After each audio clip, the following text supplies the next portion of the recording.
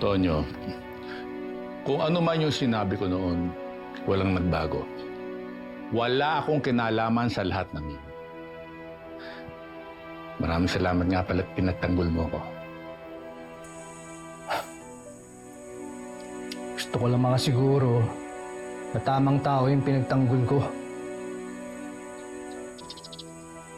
Ipupusta ko yung kandidatura ko.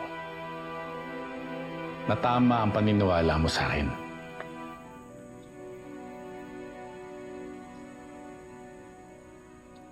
Alam kong di tayo close, ha?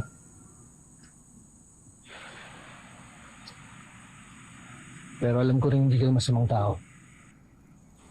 Salamat, anak. Malaking bagay na para sa akin yon. Maaaring hindi kayo masamang tao, pero naging masamang ama pa rin kayo. Alam ko. Hindi ko na yung mababago. Pero gusto kong bumawi. Gusto mong bumawi? Sige. Bigyan mo ako ng trabaho. Gawin mo akong bodyguard mo.